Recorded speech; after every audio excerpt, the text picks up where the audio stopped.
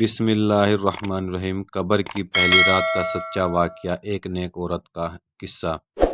قبر کی پہلی رات کا سچا واقعہ، ایک نیک عورت کا قصہ حضرت عبداللہ بن عمر رضی اللہ عنہ سے منقول ہے۔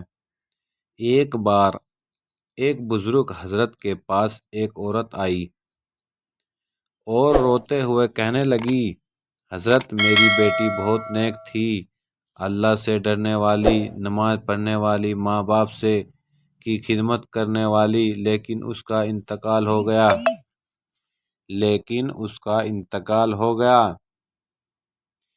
ہم نے اسے دفن کر دیا۔ اس کی ماں نے کہا، حضرت میں جاننا چاہتی ہوں کہ میری بیٹی کی قبر کی حالت کیا ہے۔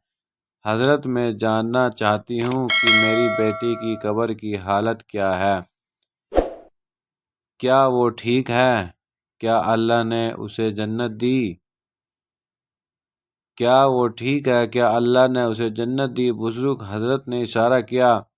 رات کو انہوں نے طہارت کی، نماز پڑھی اور دعا کی، یا اللہ، اگر اس عورت کی بیٹی تجھ سے راضی ہے تو مجھے خواب میں اس کی حالت دکھا دے۔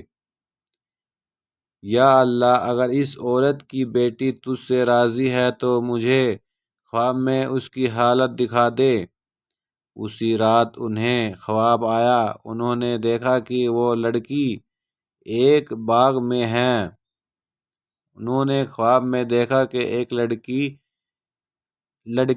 باغ میں ہے، روشنی میں نہائی ہوئی، اس کے چہرے پر سکون اور نور ہے۔ کس کے؟ اس لڑکی کے، نیک لڑکی کے۔ انہوں نے پوچھا، بیٹی تم یہاں کیسی ہو؟ وہ بولی، اللہ نے میرے ساتھ رحمت کا معاملہ کیا۔